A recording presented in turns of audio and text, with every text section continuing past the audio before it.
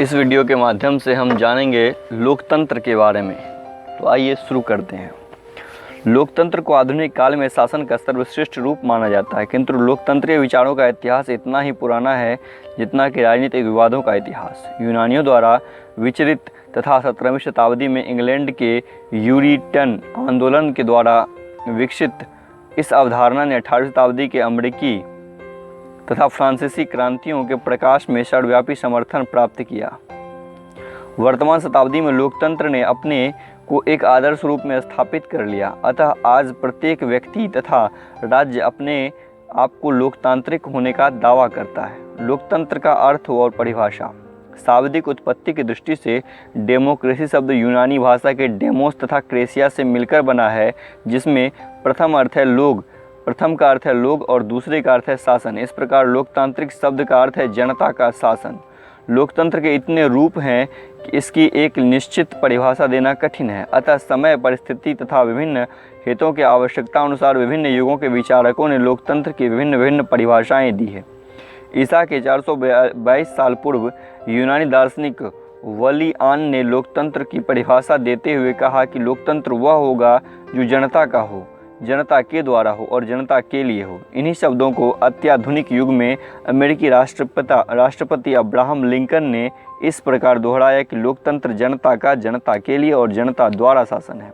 Lord Bryce ने कहा कि प्रजातंत्र वह शासन प्रणाली है जिसमें कि शासन की शक्ति एक विशेष प्रकार या वर्गों में निहित न रहकर समाज के सदस्यों में निहित होता है। सीले ने कहा प्रजातंत्र वह शासन है जिसमें प्रत्येक व्यक्ति का भाग होता है। ऑस्टिन ने कहा प्रजातंत्र वह शासन प्रणाली है जिसमें जनता का अपेक्षाकृत बड़ा भाग शासन करता है।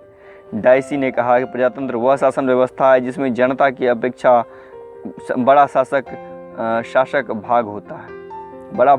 होता है।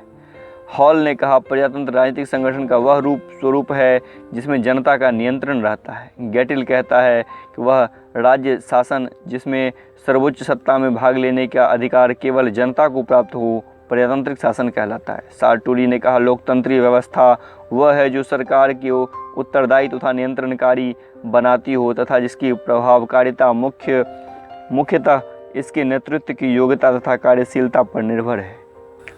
शुम्पीटर लोकतंत्रीय पद्धति राजनीतिक निर्णय लेने की संस्थात्मक व्यवस्था है जिसमें व्यक्तियों को जनता के वोटों के लिए प्रतियोगात्मक संघर्ष के माध्यम से निर्णय लेने की शक्ति प्राप्त होती है। लिप्से कहते हैं कि लोकतंत्र की परिभाषा एक ऐसी राजनीतिक व्यवस्था के रूप में दी जा सकती है जहां सरकारी पदाधिकारियों को बदलने के लिए नियमित संवैधानिक अवसर उपलब्ध हो तथा ऐसी सामाजिक व्यवस्था विद्यमान हो जहां जनसंख्या का अधिकतर भाग राजनीतिक शक्ति के संघर्ष में लगे व्यक्ति को चुन कर मुख्य निर्णयों को प्रभावित कर सके।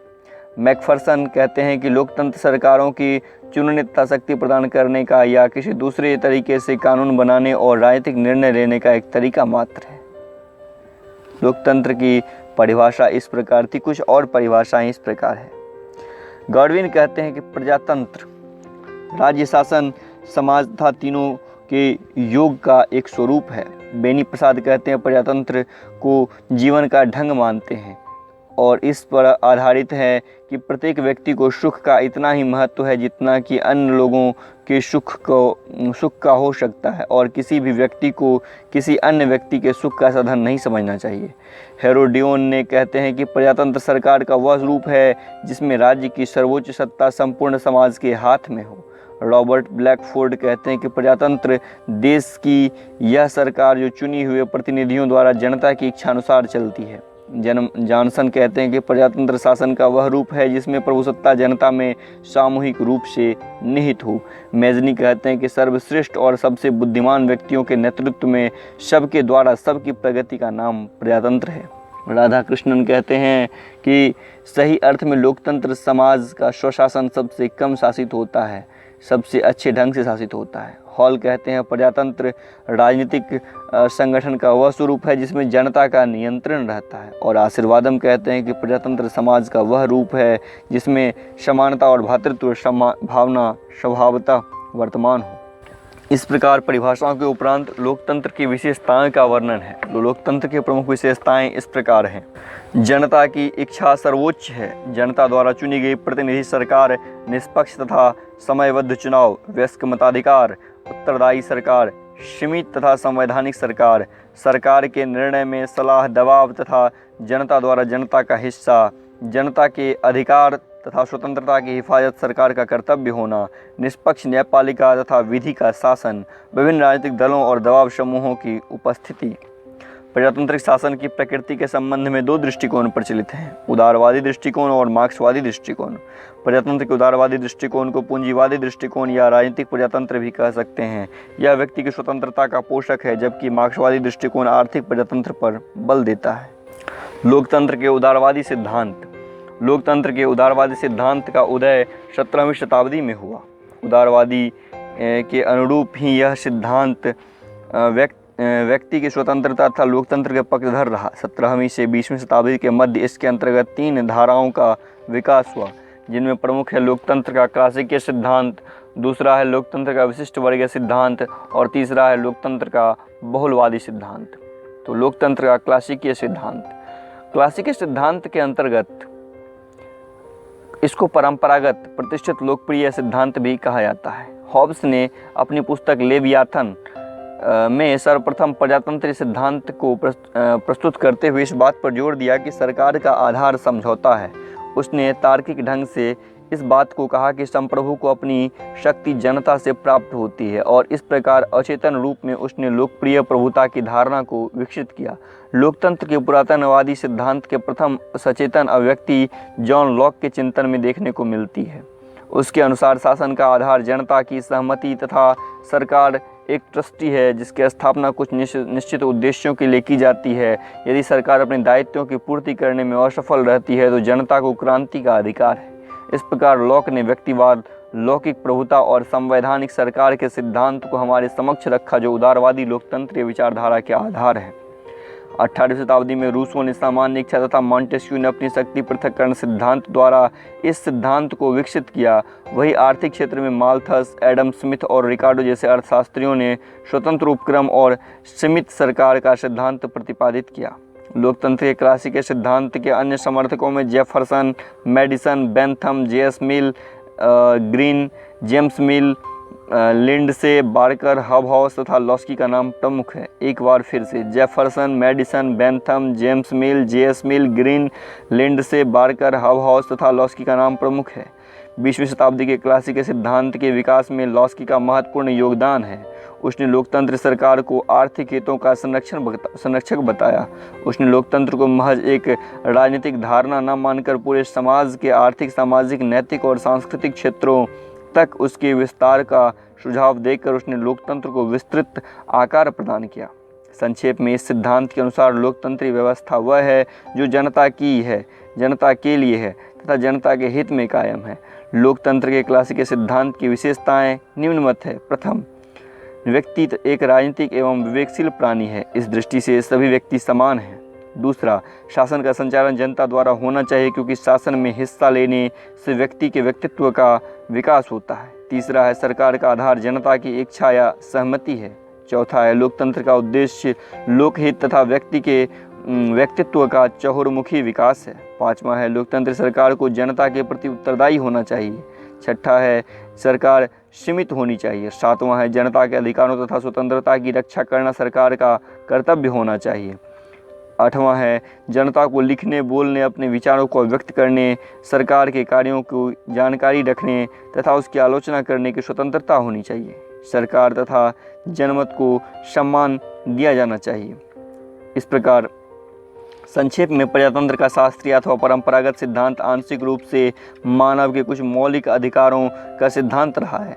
यह ऐसा दृष्टिकोण है कि शासन का निर्माण उन अधिकारों के कारण हुआ है तथा इसे उनके अनुरूप होना चाहिए। लोगों का राजनीतिक सत्ता में समान रूप से भाग लेने का प्राकृतिक अधिकार है, ठीक उसी प्रकार जैसे उन्हें दासता से मुक्त होने या आक्रमण, अनाधिकार पूर्ण प्रवेश अथवा किसी भी प्रकार के अतिक्रमण के विरुद्ध अपने जीवन व संपत्ति की रक्षा करने के लिए न्यायिक केंद्रों के सम्मुख याचिका प्रस्तुत करने का प्राकृतिक अधिकार है। क्लासिकल सिद्धांत का मूल्यांकन, इस सिद्धांत का मूल्यांकन इस प्रकार है कि उदारवाद के क्लासिकल सिद्धांत की मान्यताएं पूंजीवादी बाजार, समाज तथा अर्थव्यवस्था से जुड़ी रही है। इसलिए इसके लोकतंत्र सिद्धांत व्यवहार में वैसे खरे नहीं उतरे जैसी आशा की गई थी। क्लासिकल सिद्धांत की आलोचना दो दृष्टिकोणों से की गई है, अनुभववादियों द्वारा और मार्क्सवादियों द्वारा। अनुभववादियों ने सिद्धांत को अवास्तविक बताते हुए कोड़ा आदर्शवादी घोषित किया। इन्होंने इसकी आलोचना में निम्न तर्क दिए। पहला, अनुभववादियों ने इस धारणा पर गलत ठहराया कि प्रत्येक समाज में एक समान हित होगा और जिसे हर एक व्यक्ति जानता है, जिसकी सेवा करना सरकार का कर्तव्य है। शुम्पीटर के अनुसार सामान्य हित या सामान्य इच्छा का पता लगा पाना असंभव है। दूसरा, अनुभववादी राजनीतिक समानता की मान्यता को सही नहीं मानते। उनके अनुसार प्रत्येक समाज में एक विशिष्ट वर्ग होता है जो अधिक योग्यता रखता है, वही शासन करता है। तीसरा है, अनुभववादियों के अनुसार लोकतंत्र में जनता की मुफ्त हिस्सेदारी इसे भीड़तंत्र में परिवर्तित कर देती है। चौथा है, क्लासिकल सिद्धांत लोकतंत्र में नेताओं की जगह व्यक्ति की भूमिका को मुख्य मानता है, जबकि अनुभववादी के अनुसार लोकतंत्र में नेताओं विशिष्ट वर्ग की भूमिका सबसे महत्वपूर्ण है। इसके विपरीत मार्क्सवादी लोकतंत्र के क्लासिकल सिद्धांत के आदर्श को महज एक विशेष वर्ग के हितों के व्यक्ति मानते हैं। उसके अनुसार एक वर्ग विभाजित समाज में शासन व्यवस्था, शक्तिशाली वर्ग हित, आर्थिक वर्ग विभाजित समाज में राजनीतिक समानता संभव नहीं हो सकती। इसलिए मार्क्सवादी उदारवादी लोकतंत्र का छद्म लोकतंत्र मानते हैं। प्रजातंत्र के शास्त्रीय सिद्धांत की अन्य अनेक कारणों से आलोचना की गई है, जैसे यह पूर्णतया मानपरक है। यह ऊंचे आदर्शों और मान्यताओं जैसे सामान्य इच्छा, लोगों का शासन, लोगों का सत्ता, सामान्य कल्याण आदि से भरा पड़ा है, जिन्हें प्रयोगात्मक परीक्षण का विषय नहीं बनाया जा सकता। ये सभी शब्द बिल्कुल भ्रामक हैं। दूसरे, यह अनेक हितबद्धों, समूहों तथा संगठनों की भूमिका का कोई महत्व नहीं देता, जो सत्ता के संघर्ष में भाग लेते हैं अथवा परस्पर प्रतियोगिता करते हैं, तथा इन सब से प्रजातांत्रिक व्यवस्था की सामग्री का निर्माण होता है। उपयोगितावादियों ने अधिकतम संख्या में अधिकतम कल्याण की बात समूहों, गुटों तथा संभ्रांतों के शक्तिशाली भूमिका पर विचार किए बिना कहीं जो सदा अपने विशिष्ट हितों को बढ़ावा देने के लिए संघर्ष करते हैं। तीसरे, समाजवादी तथा मार्क्सवादी लोग प्रजातंत्र का भिन्न प्रतिमान पेश करते हैं, जो राजनीतिक प्रजातंत्र की व्यवस्था को सामाजिक तथा आर्थिक क्षेत्र में ले जाता है। मार्क्सवादियों के लिए यह शब्द बदनाम बुजुर्गवा व्यवस्था का समर्थन की भांति है। अगला है प्रजातंत्र या लोकतंत्र का नव उदारवादी सिद्धांत। अभी हमने क्लासिकल सिद्धांत पढ़ा, अब नव उदारवादी सिद्धांत पढ़ेंगे। लोकतंत्र के प्रयोगात्मक व व्यवहारपरक सिद्धांत इस दिशा में शास्त्रीय अथवा परंपरागत उदारवादी सिद्धांत को विस्थापित नहीं करता, बल्कि इस दृष्टिकोण से उसे संशोधित रूप है। यहाँ यह आग्रह किया जाता है कि जो कुछ माना जाए उसे वास्तविकता से संपुष्ट किया जाए। नव उदारवादी सामान्य इच्छा, साझा हित, लोगों का शासन तथा ऐसे अन्य शब्दों के प्रयोग से बचना चाहते हैं, क्योंकि इन शब्दों की प्रकृति परीक्षण के योग्य नहीं है, तथा इसके स्थान पर प्रजातंत्र की प्रकृति व कार्यविधि के विषय में ऐसी व्याख्या विकसित करना चाहते हैं जिनके निहितार्थ कारणात्मक व व्यवहार परक हो। प्रजातांत्रिक व्यवस्था में व्यक्ति की स्वतंत्रता तथा राज्य की सत्ता के बीच खाई को कम करने की दिशा में भी प्रयास देखे जा सकते हैं।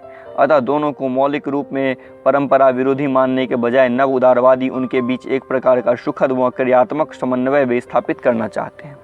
प्रजातंत्र के नव उदारवादी सिद्धांत की प्रमुख विशेषताओं को इस प्रकार उल्लेख किया जा सकता है। पहला, विश्व के विभिन्न भागों में प्रजातंत्र के विभिन्न रूप हैं। इसे कई नामों से विशुद्ध प्रजातंत्र, उदारवादी प्रजातंत्र, समाजवादी प्रजातंत्र, औद्योगिक प्रजातंत्र, जनलोकतंत्र, प्राथमिक प्रजातंत्र, निर्देशित प्रजातंत्र, भागीदारी से युक्त प्रजातंत्र आदि के नाम से जाना जाता है। आश्चर्य की बात यह है कि उस व्यवस्था के लिए भी प्रजातंत्र शब्द का अंधाधुंध प्रयोग किया जा सकता है जिसमें प्रजातंत्र जैसी कोई वस्तु शायद ना हो।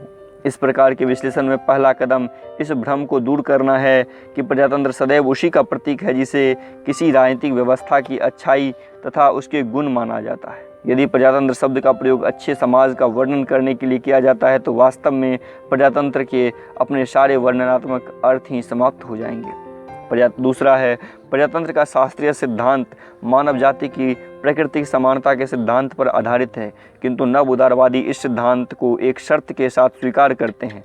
यद्यपि वे स्पष्ट रूप से मानव जाति की प्राकृतिक असमानता के नियम का समर्थन नहीं करते जिस पर अरस्तु ने बल दिया है, परंतु बड़ी चतुराई के साथ वस्तुओं के मात्र व्यवहारिक पक्ष को लेते हुए वे ऐसा ही करने का प्रयत्न करते हैं। वे आदर्श तथा परम शब्दावली में समानता के अर्थ को अस्वीकार करते हैं। बेरी ने कहा कि प्रजातंत्र का निहितार्थ है राजनीतिक समानता के प्रति कुछ प्रतिबद्धता, नितांत समानता नहीं, क्योंकि शासन के प्रत्येक रूप में अनिवार्यता कुछ राजनीतिक असमानता लिप्त होती है, परंतु इस अर्थ में कि किसी जाति, वर्ग अथवा व्यक्ति को स्वैच्छिक तरीके से राजनीतिक प्रक्रिया में भाग लेने के अवसर से वंचित न किया जाए। यह कहना लगभग निस्संदेह सत्य है कि प्रजातंत्र के रूप उस सीमा तक भिन्न भिन्न होंगे जहाँ तक समान राजनीतिक भागीदारी के आदर्श को साकार किया जाता है। और तीसरा है, अतः इसके ऊपर जो कहा गया उससे यह निष्कर्ष निकलेगा कि लोकतंत्र न तो सबका शासन है, न बहुतों का, यह राजनीतिक जनता के एक भाग का शासन है। इसने राजनीतिक सिद्धांत के लिए एक प्रकार की दुविधा उत्पन्न कर दी तथा इसका समाधान करने के लिए अल्पतंत्र के नियम का लोगों के शासन की धारणा से संगति स्थापित करने का प्रयास किया है।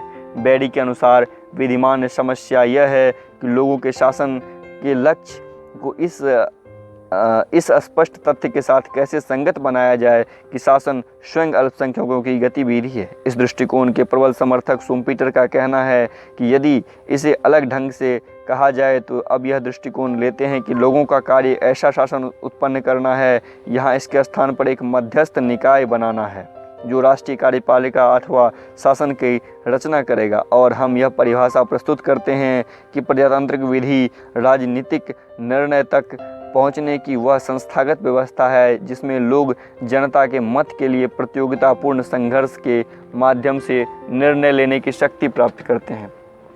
चौथा है, प्रजातंत्र के नव उदारवादी सिद्धांतकार जैसे जी सार्टोरी, जोसेफ शुम्पीटर प्राकृतिक अधिकारों की धारणा को एक उपदेश कहकर अथवा लोगों का शासन को एक कल्पना के रूप में इस तर्क के आधार पर तुरंत अस्वीकार कर देते हैं कि यह हर संभव साक्ष्य द्वारा न मान्य और न मान्य हो सकता है तथा राजनीतिक जीवन की वास्तविक समस्याओं में किसी भी समस्या के समाधान के व्यवहारिक मूल्य से रहित है। मैकफर्सन राजनीतिक सत्ता के लिए संघर्ष है, कहते हैं कि राजनीतिक सत्ता के लिए संघर्ष है, यह एक प्रतियोगिता के समान है जिसमें अनेक अभिनेता संलिप्त होते हैं। प्रजातंत्र की यह विशेषता है कि सभी के लिए संघर्ष अखाड़े अथवा सत्ता के लिए प्रतियोगिता में प्रवेश के द्वार खोल देता है। परिणाम यह है कि बहुल समाज के असंख्य संगठन अपने हितों की रक्षा करने तथा उन्हें बढ़ावा देने के लिए अपनी भूमिका निभाते हैं। इस प्रकार प्रजातंत्र एक निर्वाचनीय बहुलतंत्र बन जाता है। ऐसी स्थिति में प्रजातंत्र के यथार्थवादी सिद्धांत को खुलकर पाँचवां है, ऐसी स्थिति में प्रजातंत्र के यथार्थवादी सिद्धांत को खुलकर असंख्य हितबद्ध वर्गों, गुटों, संभ्रांतों, नेतृत्व तथा ऐसी अन्य वस्तुओं की भूमिका तथा अपने विशिष्ट हितों की सुरक्षा व संवर्धन के लिए उनकी तकनीकों व चालों जैसे हड़तालों, प्रदर्शन, याचिका प्रस्तुति, प्रचार, राष्ट्रीय हित की अपेक्षा करके निजी लाभार्जन, हिंसा आदि का वर्णन करना चाहिए। अल्पतंत्र का लौह नियम जैसा रॉबर्ट मिचेल्स ने प्रस्तुत किया है उचित महत्व दिया जाना चाहिए। शुम्पीटर व डहल के विचार का अनुकरण करते हुए सार्टोरी ने इस तथ्य की चिंता किए बिना प्रजातंत्र को निर्वाचनीय बहुलतंत्र कहने के मत का समर्थन किया है कि उसके कुछ आलोचक इसे उसके लोकतांत्रिक अभिक्रिया के बजाय उसका प्रजातांत्रिक का कुलीनतांत्रिक सिद्धांत कहेंगे। निष्कर्ष रूप में लोकतंत्र का व्यवहार परक या प्रयोगात्मक सिद्धांत इसके शास्त्रीय सिद्धांत के मानक आधार को अस्वीकार करता है। अपने मत के प्रति निष्ठावान रहते हुए यह राजनीतिक जीवन के उन पक्षों पर ध्यान देता है जो प्रजातांत्रिक व्यवस्था की कार्य प्रक्रिया में वास्तविकता है। इस प्रकार सबका सुथरा हुआ रूप बन जाता है जो लोकतंत्र के शास्त्रीय सिद्धांतकारों ने कहा है। फिर भी लोकतंत्र के शास्त्रीय सिद्धांत द्वारा प्रयुक्त किए गए शब्दों जैसे लोगों के हाथों में सत्ता का निवास तथा बहुतों द्वारा निर्णय निर्माण की पवित्रता की पूरी तरह अमान्य नहीं ठहराता। इस सिद्धांत के सभी प्रबल समर्थक में जैसे Joseph Schumpeter, Robert Dahl, सार्टोरी, Macpherson आदि राजनीतिक जीवन के यथार्थ को प्रजातंत्र के शास्त्रीय सिद्धांत के शरीर में समायोजित करना चाहते हैं। कई आलोचक निस्संदेह प्रजातंत्र के परंपरागत सिद्धांत के मानक के आधारों को कोई स्थान नहीं देते अथवा न देने के बारे में प्रयोगात्मक सिद्धांतकारों के बीच मतभेद के तत्वों को खोल सकता है। बेरी का मत है कि शुम्पीटर लोकतंत्र का पहला सिद्धांतकार है जिसने राजनीति तथा बाहरी व्यवहार के बीच समानता का चित्रण किया है, किंतु मैकफर्सन की दलील के बारे में यह कठिनाई है कि उसने लोकतंत्र के मौजूदा विकल्पों से प्रत्यक्ष रूप में तुलना करने की अपेक्षा किसी आदर्श रूप में संदर्भ में वर्तमान उदारवादी लोकतंत्र का मूल्यांकन किया है। अब इसकी आलोचना है कि लोकतंत्र के आधुनिक या नव उदारवादी सिद्धांत की दो आधारों पर आलोचना की जा सकती है। प्रथम, यह प्रजातांत्रिक व्यवस्था के संचालन में मानदंडों तथा लक्ष्यों के स्थान को अस्वीकार करता है। यह वस्तुओं के नितांत उनके भौतिकवादी रूपों में देखता है तथा ऐसा करके प्रजातंत्र के विचार की उस सरलता को छीन लेता है जो इसके मानपरक रूप में उपलब्ध है। दूसरे, यह उस बदनाम बुजुर्गों व्यवस्था को न्यायोचित सिद्ध करने वाला ऐसा भद्दा उपकरण बन जाता है जिसमें समाज की एक दूसरे के हाथ होर करने तथा संघर्ष करने वाले असंख्य हितों की भीड़ समझा जाता है। इस प्रकार की व्याख्या उदारवादी प्रजातंत्र के विषय को बदनाम करती है, जिसे किसी स्वतंत्रता या मानवतावादी व्यवस्था में सामाजिक या आर्थिक न्याय की कामना कर रही है विद्यमान आर्थिक असमानताओं के संदर्भ में संशोधित करना जरूरी है। अतः प्रजातंत्र को प्रयोगात्मक सिद्धांत की आलोचना कुछ युक्त समर्थक होते हुए मैकफर्सन ने प्रजातांत्रिक सिद्धांत के उस नमूने की सराहना की है जो समाज के सभी सदस्यों के अनिवार्य मानवीय क्षमताओं के पूर्ण रूप तथा स्वतंत्र विकास की स्थितियां प्रदान करता है। अगला है लोकतंत्र का विशिष्ट वर्गीय सिद्धांत, एलिट्स थ्योरी। यह सिद्धांत 20वीं शताब्दी के पूर्वार्ध में विकसित हुआ। लोकतंत्र के क्लासिक सिद्धांतों को अव्यवहारिक मानते हुए अनुभववादी लेखकों ने लोकतंत्र के विशिष्ट वर्गीय सिद्धांत पेश किया। इन अनुभववादी लेखकों में Pareto, Mosca, Michels, Burnham, Schumpeter, Michaels, जी राइट मिल्स तथा हेलेल्ड हैं। इनके अनुसार लोकतंत्र अपने परंपरागत रूप अर्थात बहुमत के शासन के रूप में असंभव है। यह प्रतिपादित करता है कि प्रत्येक शासन व्यवस्था में दो वर्ग होते हैं, शासक और शासित। शासक वर्ग हमेशा अल्पसंख्यक तथा अभिजन होता है। राज्य की राजनीतिक सत्ता इसी में होती है। इसका मुख्य कारण यह इस वर्ग की नेतृत्व क्षमता है। इस सिद्धांत के अनुसार जनता का व्यवहार हमेशा अतार्किक होता है, अतः जनता की सरकार एक कल्पना मात्र है। प्रभावशाली जनमत की अवधारणा अव्यवहारिक है तथा वह शासन में जनता की सहभागिता के विरुद्ध है। सिद्धांत का विकास। अब लोकतंत्र के विशिष्ट वर्गीय सिद्धांत का विकास कैसे हुआ, इसका उल्लेख इस प्रकार है। यद्यपि विशिष्ट वर्गीय सिद्धांत के संकेत प्लेटो की कृतियों में पाए जाते हैं, जिसने शासन के दायित्व अभिशासन वर्ग को दिया था, किंतु सिद्धांत को व्यवस्थित रूप में विकसित करने का कार्य वर्तमान शताब्दी में किया गया। इसके विकास में जिन लोगों ने योगदान दिया उसमें Max Weber, Pareto, Mosca, Michels, Burnham, C Wright Mills. Max Weber, Pareto, Mosca, Michels, Burnham, C Wright Mills के नाम उल्लेखनीय है। Pareto, Mosca, Michels, C Wright Mills और हेरेल्ड लासबेल जैसे सिद्धांतकारों ने इस बात पर बल दिया कि जैसे लोगों के शासन के रूप में जाना जाता है वह व्यवहारिक अर्थ में संभ्रांत का शासन है। यह सिद्धांत लोगों की आवाज़ अथवा सामान्य इच्छा जैसे शास्त्रीय कथनों को अस्वीकार करता है तथा उसके स्थान को बहुतों की स्वीकृति अथवा सहमति पर आधारित कुछ चुनिंदा लोगों के शासन का समर्थन करता है। अतः प्रजातंत्र के बल सिद्धांत में लोगों का शासन है, व्यवहार में लोगों में उभरे हुए संभ्रांत वर्ग का शासन है।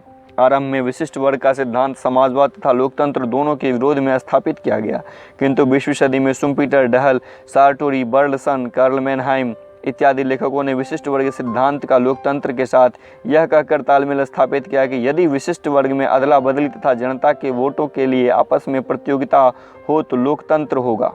यह लोकतंत्र का संशोधित या विशिष्ट वर्गीय सिद्धांत कहलाएगा।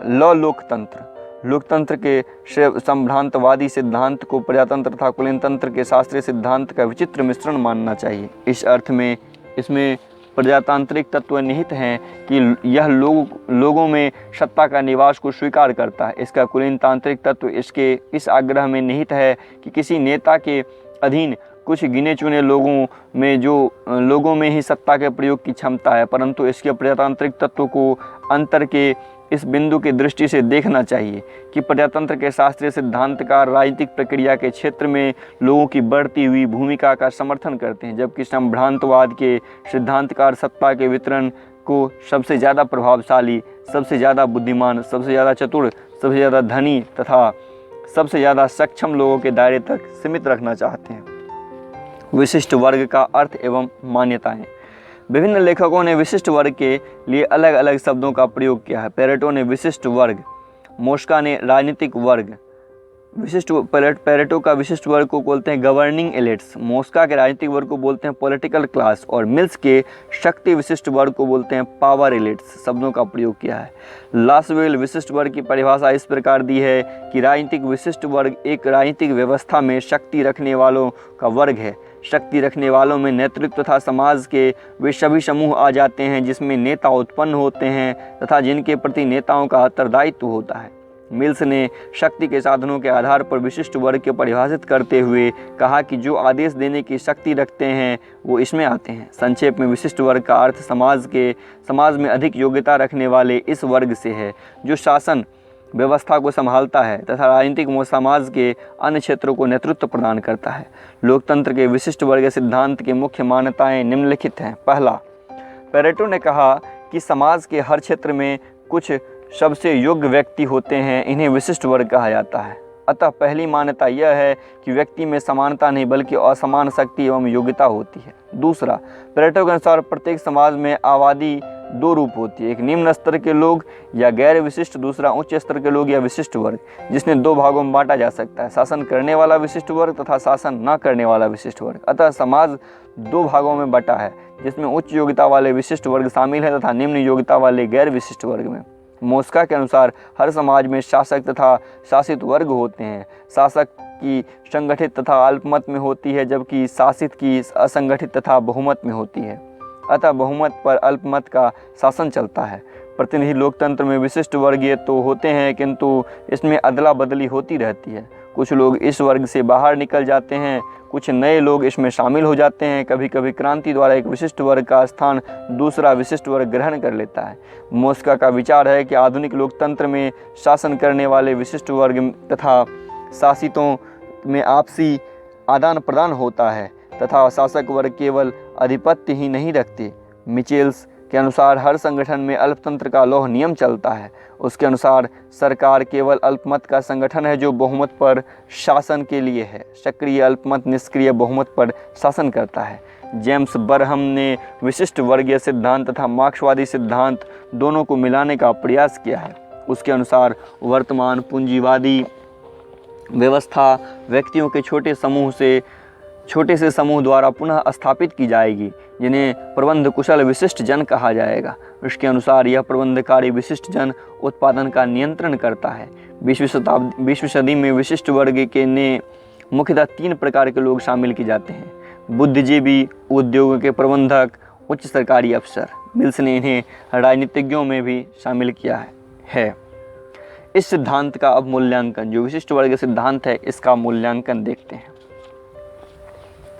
लोकतंत्र के विशिष्ट वर्ग सिद्धांत की अनेक कारणों से आलोचना की गई। इसके आलोचक में प्रमुख आलोचक हैं डंकन, ल्यूकस, डेविस, वाटमोर, रेक और पैटमैन प्लामनाज आदि। फिर से इसके आलोचक हैं डंकन, ल्यूकस, डेविस, वाटमोर, वैकरेक, पैटमैन प्लामनाज आदि। यद्यपि यह प्रजातंत्र के उदारवादी सिद्धांत का विस्तार है, इसमें रूढ़िवादी चरित्र अंतर्निहित है। इसकी यह मान्यता है कि यदि अज्ञानी जनता बड़ी संख्या में राजनीति में भाग लेती है तो प्रजातांत्रिक प्रतिबंधों का तंत्र टूट जाएगा तथा संभ्रांतवाद के सिद्धांत के केंद्रीय तत्व अर्थात संभ्रांत वर्ग के बीच शांतिपूर्ण प्रतियोगिता का अस्तित्व असंभव हो जाएगा। संभ्रांतवादी सिद्धांतकार प्रजातंत्र के उस नैतिक या आचारिक पक्ष को स्वीकार करते हैं जिस पर मिल तथा ब्राइस जैसे शास्त्रीय सिद्धांतकारों ने बहुत बल दिया है। उनकी दृष्टि में प्रजातंत्र एक कार्यविधि मात्र है जिसकी कोई निजी नैतिकता नहीं है या उसमें विद्यमान नैतिकता का वह नमूना है जिसका संबंध बुजुर्गा व्यवस्था से है। संभ्रांतवादियों द्वारा प्रस्तुत नमूने में सारा बल समग्र रूप से व्यवस्था की आवश्यकताओं तथा कार्यों पर दिया गया है जिसमें मानवीय विकास की प्रत्यक्ष चिंता की कोई गुंजाइश नहीं है। एक वैध अर्थ में प्रजातंत्र का संभ्रांतवादी प्रजातंत्र की व्यवस्था की ही अस्वीकृति है। प्रजातंत्र की वह एकमात्र व्यवस्था है जो लोगों की इच्छा पर निर्भर है। इसके विपरीत यह विचार जिसे सिद्धांत में अस्वीकार करती है उसी को व्यवहार में अस्वीकार करके स्पष्ट अल्पतांत्रिक रूप धारण कर लेता है। राजनीतिक भागीदारों को समय समय पर होने वाले चुनावों में पसंद प्रकट करने के सरल कार्य तक सीमित कर दिया जाता है। लोकतंत्र के संभ्रांतवादी सिद्धांत प्रतियोगी नेताओं के बीच बड़ी प्रतियोगिता तथा राजनीतिक उद्यमियों के चतुर जोड़ तोड़ में नवीनता के प्रमुख स्रोत की खोज करता है। संभ्रांतवादी सिद्धांतकार यथा स्थितिवादी वे बर्क तथा हीगल के वफादार अनुयायी हैं। सीवी मैकफर्सन के अनुसार प्रजातंत्र का संभ्रांतवादी सिद्धांत एक राजनीतिक यथार्थ को उद्घाटित करता है तथा उसी में इसके वास्तविक महत्व का मूल्यांकन किया जा सकता है। यह पूर्णतया प्रयोगात्मक या व्यवहार परक है।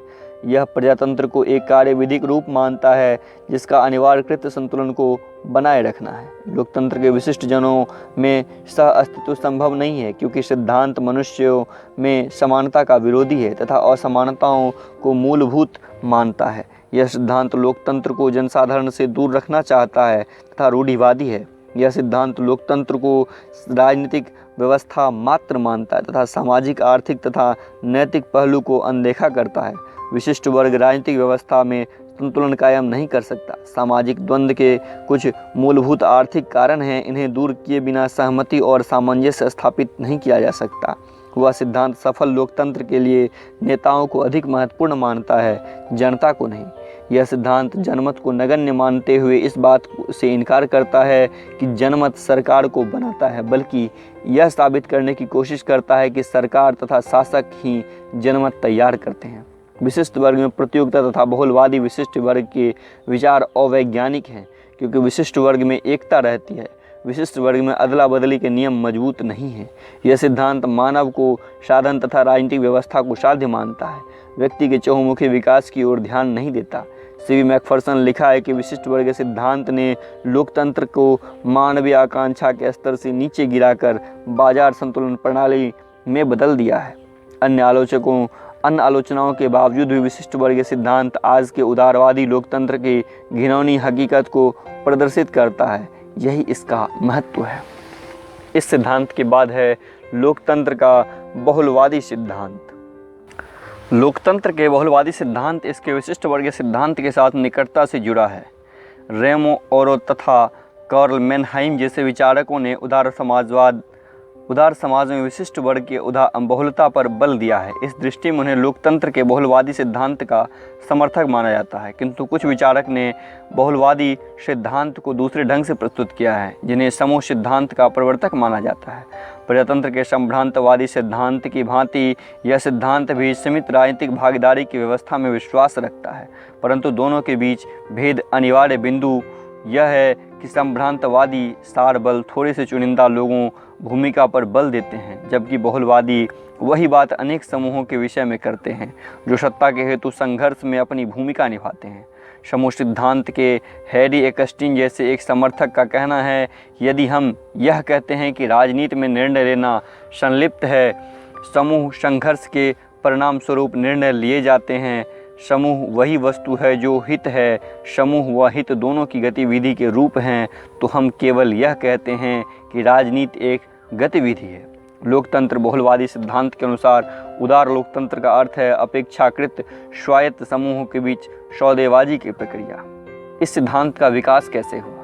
लोकतंत्र के बहुलवादी सिद्धांत 20वीं शताब्दी के प्रारंभिक वर्षों में विकसित हुआ। इसकी पृष्ठभूमि दो अमेरिकी लेखक A.F. बेंटली की पुस्तक द प्रोसेस ऑफ गवर्नमेंट तथा डेविड ट्रुकमैन की द गवर्नमेंट प्रोसेस में गवर्नमेंट प्रोसेस में वर्णित समूहों के सिद्धांत में मिलती है। इसके अंतर्गत इन्होंने विचार व्यक्त किया कि लोकतंत्र ऐसे राजनीतिक जेल हैं जिसमें तरह तरह के समूह हिस्सा लेते हैं। लोकतंत्र के बहुलवादी सिद्धांत के संबंध विचारकों में प्रमुख विचारक इस प्रकार हैं: R.D. Bernson, Sartori, Epstein, Presthus, Hunter, Agger, V.O.K. Junior आदि। पिछले कुछ समय से बड़ी संख्या में व्यवहारपरक सिद्धांतकारों जैसे बियर, हैकस्टीन, जोसेफ लापोलेम्बड़ा, मायरन वीनर तथा अर्ल लाथम आदि ने प्रजातांत्रिक देशों में शासन के अर्थ तथा उसकी भूमिका के पुनर्मूल्यांकन की आवश्यकता पर काफ़ी प्रकाश डाला है। अतः इस सिद्धांत के अनुसार शासन उन समूहों से गठित होता है जो इसके ढांचे के भीतर अधिक व्यापक सामाजिक प्रक्रियाओं तथा हितों व दावों का प्रतिनिधित्व करते हैं, और इस प्रकार बाहरी समूहों को पहुँच के अनेक स्रोत उपलब्ध कराते हैं जिन्हें प्रभावित करने की संभावना होती है। अतः बहुलवादी ऐसी व्यवस्था है जिनमें राजनीतिक सत्ता शासन की शाखाओं के बीच विभाजित होती है। इसके अतिरिक्त राज्य निजी समूहों तथा व्यक्तियों की विशाल संख्या में विभाजित होती है, ऐसा प्रिस्थस कहते हैं। अगला है प्रजातंत्र के संभ्रांतवादी एवं बहुलवादी सिद्धांतों में समानता एवं अंतर। प्रजातंत्र के संभ्रांतवादी तथा बहुलवादी सिद्धांत में कृत्रिम समानता की कुल मात्रा उस आधार पर स्थापित की जा सकती है कि दोनों खुली व्यवस्था चाहते हैं जिनमें सत्ता के संघर्ष में सीमित व्यक्तियों की भूमिका होती है, परंतु दोनों में अंतर का अनिवार्य बिंदु यह है कि संभ्रांतवाद राजनीतिक भागीदारी के विशेषाधिकार को न्यूनतम संभव सीमा तक रखना चाहते हैं, जबकि बहुलवादियों का ऐसा आग्रह नहीं है। संभ्रांतवादी कुलीनतांत्रिक दृष्टिकोण के समर्थक हैं और इस कारण वे राजनीतिक भागीदारी के क्षेत्र कुछ चुनिंदा लोगों तक सीमित रखना चाहते हैं, जबकि बहुलवादियों की शैली प्रजातांत्रिक है तथा इस कारण वे समूह प्रतियोगिता को किसी भी सीमा तक व्यापक बनाने पर जोर देते हैं। संभ्रांतवादी का यह विचार है कि सामान्य लोग राजनीतिक प्रक्रिया में भाग लेने के पात्र नहीं हैं तथा राजनीतिक उदासीनता राजनीतिक स्थायित्व का अच्छा लक्षण है, किंतु बहुलवादियों का मत है कि बहुत से लोगों में अपने देश की राजनीतिक प्रक्रिया में भाग लेने की क्षमता है। इस प्रकार उदारवादी प्रजातांत्रिक सिद्धांत का विस्तार होने के बावजूद बहुलवादी सिद्धांत उस दिशा की ओर मुड़ जाता है जिसका संभ्रांतवादियों ने विरोध किया हो। राजनीतिक अलगाव संभ्रांतवादियों के लिए अच्छी वस्तु है, किंतु बहुलवादी इसे अवांछनीय मानते हैं। अतः इस प्रकार का मोड़ लेकर बहुलवादी सिद्धांत प्रजातंत्र के शास्त्रीय सिद्धांत के और अधिक निकट हो जाता है, जो जनता के अधिक से अधिक राजनीतिकरण की कामना करता है। इस सिद्धांत की मुख्य मान्यताएं। पहला, इस विचारधारा के अनुसार उदार समाज के अंतर्गत मनुष्यों को अपने अपने हितों की देखरेख के लिए संगठन बनाने की स्वतंत्रता प्राप्त होती है। इस तरह वे स्वायत्त हित समूह के रूप में संगठित हो जाते हैं। दूसरा, उदार लोकतंत्र में मजदूरों, व्यापारियों, दुकानदारों, उपभोक्ताओं के अपने अपने संघ बने होते हैं। व्यक्ति राजनीति में हिस्सा केवल संस्थाओं और संगठनों के माध्यम से ले सकता है। तीसरा, बहुलवादी सिद्धांत के अनुसार लोकतंत्रीय प्रक्रिया के अंतर्गत ये संघ या समूह आपस में सौदेबाजी करके विरोधी हितों में सामंजस्य स्थापित हो सके। इस तरह जनसाधारण की सहमति से चलाया जा सकता है। चौथा, इस सिद्धांत के अनुसार जब समाज के सभी समूहों को राजनीति शक्ति और सत्ता में भागीदारी मिलनी चाहिए और नीति निर्माण में सभी संगठित समूहों का हाथ होना चाहिए। पाँचवां, ये सिद्धांत राज्य को सर्वोच्च सत्ता का अधिकारी नहीं मानता। छठा, लोकतंत्र का बहुलवादी सिद्धांत चुनाव को बहुत महत्व देता है क्योंकि महत्वपूर्ण राजनीतिक मुद्दे पर जनमत समझने के लिए वे मूल्यवान यंत्र के रूप में काम करते हैं। सातवां, यह लोकतंत्र के उदारवादी सिद्धांत तथा विशिष्ट जनवादी सिद्धांत का समन्वित रूप है। आठवां, लोकतंत्र के बहुलवादी सिद्धांत की सबसे बड़ी विशेषता यह है कि इसमें राजनीति में विशिष्ट वर्ग की भूमिका बहुत कम रह जाती है, क्योंकि विशिष्ट वर्ग समाज पर अपनी इच्छा थोपने की स्थिति में नहीं रह जाती। नौवां, यह सिद्धांत शक्ति के विकेंद्रीकरण पर बल देता है। इसके अनुसार सरकार के विभिन्न अंगों में सत्ता बटी होनी चाहिए तथा अंग दूसरे को संतुलित करने की शक्ति होनी चाहिए। इस सिद्धांत का मूल्यांकन। लोकतंत्र के बहुलवादी सिद्धांत विशिष्ट वर्गीय सिद्धांत की तुलना में अधिक प्रगतिशील और आशाजनक है, किंतु फिर भी इसकी आलोचना की गई है जो निम्नलिखित है। व्यक्तिवादी आधार पर यह कहा जाता है कि यह सिद्धांत व्यक्ति के नैतिक मूल्य और विवेकशील प्रकृति को मान्यता देता है तथा व्यक्ति को संगठित संगठनों एवं समूहों के सदस्य के रूप में मान्यता देता है। विभिन्न संगठनों द्वारा राजनीति में मिलजुल कर हिस्सा लिए जाने से अशांति और अव्यवस्था फैल जाने का भय रहता है तथा समाज का संतुलन बिगड़ जाता है। एकलवादी प्रभुसत्ता के विभिन्न समूहों तथा संस्थाओं में बंट जाने के कारण इसका कड़ा विरोध करते हैं। मार्क्सवादियों के अनुसार एक वर्ग विभाजित समाज में सत्ता हमेशा संपत्तिशाली वर्ग के हाथ में केंद्रित रहती है तथा मजदूर वर्ग को सत्ता में समुचित हिस्सा नहीं मिल पाता तथा अतः मार्क्सवाद के अनुसार एक पूंजीवादी समाज में न तो सत्ता का विकेंद्रीकरण संभव है, न ही बहुलवादी लोकतंत्र में संभव है। यह सिद्धांत दबाव की राजनीति का पोषण करती है। इन कमियों के बावजूद राजनीतिक निर्णय तक पहुंचने के लिए सहमति महत्व देकर प्रजातंत्र के बहुलवादी सिद्धांत ने प्रजातंत्र के कार्यविधि में मूल्यवान योगदान दिया है। अगला है डॉन्स तथा मैकफर्सन का सिद्धांत, व्यवहार परक। अपने गुरु केनेथ एरो के सामाजिक विकल्प सिद्धांत से प्रेरित होकर एंथनी डॉन्स ने प्रजातंत्र का आर्थिक सिद्धांत प्रस्तुत किया। उसका लक्ष्य प्रजातांत्रिक शासन के लिए व्यवहार संबंधी नियमों का प्रावधान करना तथा उसके निहितार्थ खोजना है। इसमें वैकल्पिक पसंदों की आर्थिक लागतों तथा शासन के प्रजातांत्रिक ढांचों के भीतर विवेक सम्मत राजनीतिक व्यवहार के नमूने का निर्माण किया है। उसका लक्ष्य व्यवहार के उन नियमों के सिद्धांतों को निश्चित करना है जो प्रजातांत्रिक व्यवस्था में सत्ता की प्राप्ति तथा उसके प्रयोग की तार्किकता के विचार निहित हैं। हॉब्स की भांति उसने मानव की स्वार्थ परायण के तत्व पर बल दिया है तथा एडम स्मिथ की तरह उसने आर्थिक मानव के विषय का समर्थन किया है। अतः उसने यह धारणा प्रस्तुत की है कि सार्वजनिक कल्याण का विचार जैसा प्रजातांत्रिक राज्यों के शासक समर्थित करते हैं, केवल लोगों को अपने पक्ष में प्रभावित करने तथा उसके मत प्राप्त करने की चाल है। ऐसे नैतिक कथनों का मानकों के साथ कोई संबंध नहीं है, वे केवल यथार्थवादी उतार चढ़ाव के द्योतक हैं, ऐसा एंथनी डॉन्स कहते हैं। बेंथम की तरह डॉन्स मानव व्यवहार के स्वार्थी पक्ष को पररहित के हल्के पर्थ से ढक देता है। अतः मानव के राजनीतिक तथा आर्थिक दोनों प्रकार के विवेक सम्मत व्यवहार के संदर्भ में प्रजातंत्र शासक का सर्वोत्तम रूप है। समग्र रूप में डॉन्स द्वारा प्रस्तुत नमूना, जैसा उसने आग्रह किया, वास्तविकता के जगह निकट है। यह प्रजातंत्र का कपोल का कल्पित नमूना नहीं जिसकी कल्पना रूसों ने की। यह प्रजातंत्र की व्यवस्था का सामान्य नमूना है जो पूर्णता की धारणा से रहित है, किंतु जिसमें एक प्रकार से अरस्तुवाद के अनुकूल होने की प्रवृत्ति निहित है।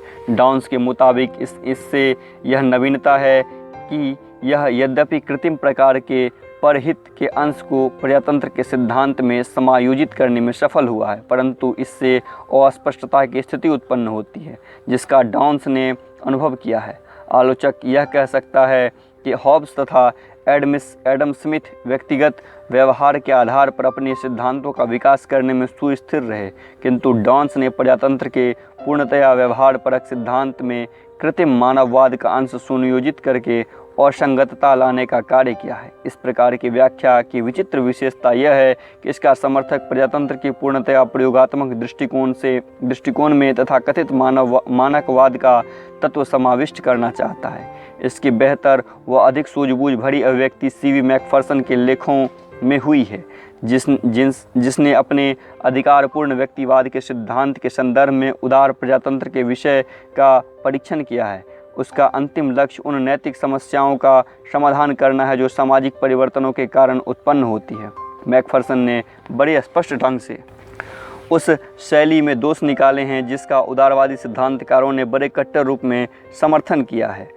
विचित्र रूप में यह प्रवृत्ति लॉक द्वारा बर्ग के समय में चली आ रही है, जिन्होंने व्यक्ति को अनिवार्य रूप में अपने व्यक्तित्व तथा क्षमताओं का स्वामी माना, जिनके बदले में समाज के प्रति उनका कोई दायित्व नहीं। मैकफर्सन यह अनुमान लगाकर प्रसन्न होता है कि आज पूंजीवादी व्यक्तिवाद समाजवाद तथा अन्य मानवतावादों से त्रस्त होकर पीछे हटा रहा है। प्रजातंत्र के इस प्रकार की व्याख्या का निष्पक्ष मूल्यांकन होना चाहिए, यद्यपि इसमें प्रजातंत्र के क्षेत्र में कृत्रिम मानकवाद का तत्व संयोजित करने का गुण है। उसकी अनिवार्य रूप से व्यवहार्य विशेषता इस कथन में निहित है कि निर्बाध ढंग से स्वतंत्रता तथा समानता में सामंजस्य स्थापित नहीं किया जा सकता, किंतु इस तत्व पर आधारित है कि प्रजातांत्रिक सिद्धांत के तीन महान मौलिक सूत्र बहुमत, स्वतंत्रता तथा समानता एक दूसरे के अनुकूल बनाए जा सकते हैं तथा उसमें पूर्ण संगति स्थापित की जा सकती है। तथापि इतिहास यह सिखाता है कि मानवीय परिस्थितियों में यह केवल सीमाओं के भीतर संभव है, परंतु इसके विपक्ष में यह कहा जा सकता है कि डॉन्स ने वर्तमान समय में प्रचलित प्रजातंत्र के विषय में खुलकर समर्थन किया है तथा अपने लिए सैद्धांतिक नियम निर्माण में अस्थिर युक्त होने का आरोप से भी बचा लिया है, किंतु मैकफर्सन ने इस दिशा में अपने को आलोचना के योग्य बना लिया है। हम उसके इस मत की सराहना कर सकते हैं कि वर्तमान उदार प्रजातंत्र आर्थिक संकटों का बना हुआ है, इसे सामाजिक चिंतन में परिवर्तन द्वारा सुधारा जाना चाहिए। उसके मत में खेद की बात यह है कि यद्यपि उदार प्रजातंत्र के विशिष्ट मानवीय विकास की ओर प्रतिबद्धता है, किंतु उदारवादी समाज इस दिशा में अनिवार्य प्रयासों को कुंठित बना देता है। परंतु यह समस्या बनी रहती है कि इस दुविधा का समाधान कैसे किया जाए। मैकफर्सन कोई ऐसी व्यवहारिक सुरक्षात्मक कार्यवाही प्रस्तुत करने में सफल नहीं हो सके जो प्रजातंत्र को उदार प्रजातांत्रिक राज्य द्वारा स्थापित सामाजिक तथा आर्थिक अन्याय के प्रहार से बचा सके। प्रजातांत्रिक शासन प्रणाली में भेद। एक शासन प्रणाली के नाते लोकतंत्र के दो रूप स्वीकार किए जाते हैं, प्रत्यक्ष प्रजातंत्र और अप्रत्यक्ष प्रजातंत्र। प्रत्यक्ष या शुद्ध प्रजातंत्र। प्रत्यक्ष प्रजातंत्र के अंतर्गत जनता शासन में प्रत्यक्ष रूप से भाग लेती है। प्रारंभ में प्रत्यक्ष प्रजातंत्र यूनानी नगर राज्यों में प्रचलित था। रूसों ने भी प्रत्यक्ष प्रजातंत्र को सच्चा लोकतंत्र कहा है। गवर्नर के शब्दों में तथाकथित विशुद्ध प्रजातंत्र वह है जिसमें राज्य की इच्छा लोगों के लिए कार्य करने हेतु चुने गए प्रतिनिधियों के बजाय किसी सार्वजनिक सभा का प्राथमिक सभा में एकत्रित लोगों के माध्यम से प्रत्यक्ष रूप से तत्काल निर्मित या अभिव्यक्त की जाती है। आज की जटिल परिस्थितियों में राज्य के क्षेत्रफल तथा जनसंख्या में वृद्धि के कारण प्रत्यक्ष प्रजातंत्र संभव नहीं है। आधुनिक समय में अप्रत्यक्ष लोकतंत्र में भी उनके दोषों से बचने के लिए प्रत्यक्ष प्रजातंत्र का उपकरण अपनाए जाते हैं। प्रत्यक्ष प्रजातंत्र के निम्नलिखित उपकरण हैं। लोक निर्णय, जिसको रेफरेंडम कहते हैं, रेफरेलियम कहते हैं। इसे जनमत संग्रह भी कहते हैं। इसमें प्रस्तावित कानून के लिए सीधे जनता की राय ली जाती है। निषेध वीटो की शक्ति मतदाताओं के पास होती है। Australia, Switzerland, Denmark, France, Italy आदि देशों में संवैधानिक संशोधन के लिए यह पद्धति अपनाई जाती है। स्विट्जरलैंड में उपक्रम प्रजातंत्र की तलवार है, जबकि जनमत संग्रह उसकी ढाल है। संक्षेप में लोगों को निर्विवाद एवं प्रत्यक्ष प्रभुसत्ता को प्रदर्शित करते हैं। दूसरा है आरंभक या उपक्रम इंटिफिएटिव। इसके अंतर्गत जनता स्वयं विधानमंडल से कोई कानून बनाने का प्रस्ताव कर सकती है। यह पद्धति स्विट्जरलैंड के केंद्रीय तथा प्रांतीय स्तरों पर प्रचलित है। एशिया विधायिका के संबंध में इस प्रकार के बिल का संकल्प पर कम से कम 1 लाख मतदाताओं का हस्ताक्षर आवश्यक है। वहाँ पर 50,000 नागरिक मिलकर संघीय संविधान में संशोधन का प्रस्ताव कर सकते हैं। तीसरा है प्रत्यावर्तन या रिकॉल। इसका अर्थ है यदि लोग अपने निर्वाचित प्रतिनिधियों की भूमिका अथवा उसके व्यवहार से संतुष्ट न हो तो उन्हें वापस बुलाने और फिर उसके स्थान पर किसी अन्य व्यक्ति को चुनने का अधिकार है। इसका सोवियत संघ निर्वाचन संबंधी कानून में प्रावधान किया गया है। अमेरिका में कुछ राज्यों में यह प्रचलित है। अगला है अप्रत्यक्ष प्रजातंत्र। अप्रत्यक्ष प्रजातंत्र के अंतर्गत जनता शासन में स्वयं भाग न लेकर एक निश्चित समय के लिए अपने प्रतिनिधियों का निर्वाचन करती है, जो कानून बनाने तथा लागू करने का कार्य करते हैं। मिल के शब्दों में अप्रत्यक्ष या प्रतिनिधि प्रजातंत्र ऐसी व्यवस्था है जिसमें समस्त जनता अथवा उसका बहुसंख्यक भाग शासन की शक्ति का प्रयोग अपने उन प्रतिनिधियों के माध्यम से करती है जिन्हें वह समय समय पर निर्वाचित करती है। गवर्नर के अनुसार विशुद्ध प्रकार के प्रजातंत्र की तरह यह लोगों को सत्ता के अंतिम स्रोत को श्रेय देता है, परंतु यह विशुद्ध प्रजातंत्र से इस रूप में भिन्न है कि इसका इस सिद्धांत पर निर्माण हुआ है कि लोग स्वयं प्रत्यक्ष रूप में उस सत्ता का संतोषजनक रूप में प्रयोग नहीं कर सकते। यह प्रभुसत्ता को रखने और उसके प्रयोग के बीच भेद पर आधारित है। प्रतिनिधि प्रजातंत्र में सरकार आम जनता के प्रति उत्तरदायी होती है। Bharat, England, America, Japan, France आदि अधिकांश राज्यों में अप्रत्यक्ष लोकतंत्र ही है। प्रजातंत्र शासन के इसके गुण क्या हैं, विशेषताएं क्या हैं इसकी? तो प्रजातंत्र समानता तथा स्वतंत्रता पर आधारित शासन है। यह इस विचारधारा का खंडन करता है कि लोग आदेश देने और कुछ लोग आदेश का पालन करने के लिए पैदा होते हैं। गैटिल के शब्दों में। दूसरा है किसी अन्य प्रकार के शासन की तुलना में यह सामान्य जनों के हित की अधिक संवर्धन करता है, क्योंकि शासन जनता के ही निर्वाचित प्रतिनिधि द्वारा चलाया जाता है और जनता के प्रति उत्तरदायी होते हैं, अतः इसमें लोकहित के कार्य अधिक होते हैं। तीसरा, प्रजातंत्र के पक्ष में व्यवहारिक तर्क यह दिया जाता है कि इसमें देशभक्ति की भावना का विकास होता है। मिल के शब्दों में प्रजातंत्र लोगों की देशभक्ति को बढ़ाता है और शासन करने वाले अधिकारी उसके स्वामी न होकर सेवक होते हैं। चौथा, प्रजातंत्र को जन शिक्षा का बहुत बड़ा प्रयोग कहा गया है। इसमें स्वतंत्र चर्चा के फलस्वरूप लोगों को राष्ट्र की समस्याओं के बारे में अपनी राय बनाने का मौका मिलता है। लोगों के सोचने समझने का ढंग सुधरता है तथा उसके ज्ञान का विस्तार होता है। बर्न्स के शब्दों में सभी शासन शिक्षा के साधन होते हैं, परंतु सब में अच्छी शिक्षा स्वशिक्षा है, इसलिए सबसे अच्छा शासन स्वशासन है। कौन कहता है? बर्न्स कहता है। इसी को प्रजातंत्र कहते हैं। गेटल के शब्दों में प्रजातंत्र के पक्ष में प्रबलतम तर्क जनसमूह को विकसित तथा उन्नति करने, सार्वजनिक मामलों में उनकी रुचि को उत्प्रेरित करने तथा उस शासन के प्रति उसकी निष्ठा व अविश्वास को दृढ़ बनाने में इसकी मूल्यवत्ता पर निर्भर है, जिसमें वे सक्रिय भाग लेते हैं। इस प्रकार प्रजातंत्र नागरिकों के लिए प्रशिक्षण विद्यालय का प्रयोजन सिद्ध करता है। यह देश के प्रेम को सुदृढ़ करता है। प्रजातंत्र शांतिपूर्ण और संवैधानिक परिवर्तन कर क्रांति की संभावनाओं को दूर करता है। गिलक्राइस्ट के शब्दों में लोकप्रिय शासन सार्वजनिक सहमति का शासन है, अतः स्वभाव से ही यह क्रांतिकारी हो ही सकता है। गेटल के शब्दों में लोकतंत्र के महान लाभों में एक लाभ यह है कि यह असंतोष व क्रांति के संकटों को कम करता है। लोक सद्बुद्धि तथा गुण इसके सबसे मूल्यवान तत्व हैं। गवर्नर के अनुसार क्योंकि प्रतिनिधि शासन शासितों की सहमति तथा समानता के सिद्धांत पर आधारित है, अतः उनकी क्रांतिकारी उपद्रवों से मुक्त रहने की संभावना उन शासन की अपेक्षा अधिक है जिनमें लोगों को भागीदारी का कोई अधिकार नहीं होता। अतः डी टॉकविल ने टिप्पणी की कि प्रायः जिन सभी क्रांतियों ने विश्व के चेहरे को परिवर्तित किया, उनका ध्येय असमानता का विनाश करना था। लोकतंत्र में मनुष्य दूसरों के विचारों तथा भावनाओं के सम्मान करना सीखता है, जिससे उसका नैतिक स्तर उच्च होता है। इससे व्यक्ति के चरित्र निर्माण के साथ साथ राष्ट्रीय चरित्र का भी विकास होता है। ब्राइस के शब्दों में मताधिकार मिलने पर व्यक्ति की गरिमा बढ़ जाती है। लावेल के अनुसार प्रजातंत्र लोगों की नैतिकता, चारित्रिक अखंडता, आत्मनिर्भरता तथा साहस को संतुष्ट करता है। मिल ने सामान्य रूप में लोगों के चरित्र के एवं राजनीतिक सूझबूझ को उन्नत करने एवं प्रजातंत्र के प्रभाव को अधिक बल दिया है।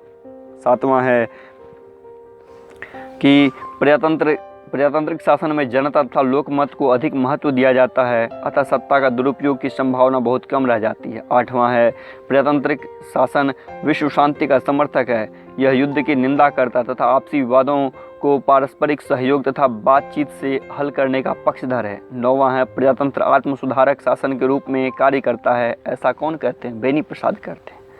अब हम प्रजातंत्र के गुण को तो देख लिए, अब इसके दोष को देखते हैं।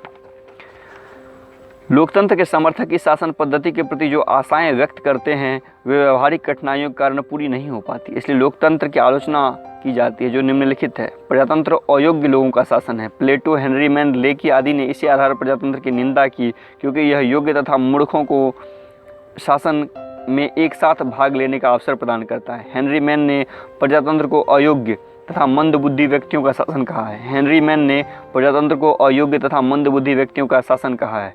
कार्लाइल ने प्रजातंत्र को मूर्खों का शासन तथा संसद को बातों की दुकान कहा है। लेकिन ने अयोग्यता का पोषक कहते हैं। गांधी संसद को बांझ महिला की संज्ञा देते हैं। लुडोविकी ने कहा कि प्रजातंत्र का अर्थ है मौत, जबकि कुलीनतंत्र का अर्थ है जीवन। हेनरी मैन ने प्रजातंत्र का भंजनशील बताया, जो शासन के सभी रूपों का अनुरक्षित बना देता है। बार्कर ने प्रजातंत्र की दुर्बलता के कारण थोड़े से तिकरमबाज लोगों की भूमिका में खोजा है। दूसरा है प्रजातंत्र गुणों का नहीं बल्कि संख्या पर बल देता है। यही कारण है कि प्रजातंत्र में अज्ञानियों का शासन कहा जाता है। लेकिन तथा मैन जैसे आलोचक से जोड़ तोड़ से युक्त बहुमत का शासन कहा है। तीसरा है इसमें भ्रष्ट नेतृत्व के कारण भ्रष्टाचार को बढ़ावा मिलता है। चौथा है प्रजातंत्र शासन पूंजीपतियों का शासन है, अतः यह सार्वजनिक हित के कार्य न करके पूंजीपतियों के हित का संवर्धन करता है।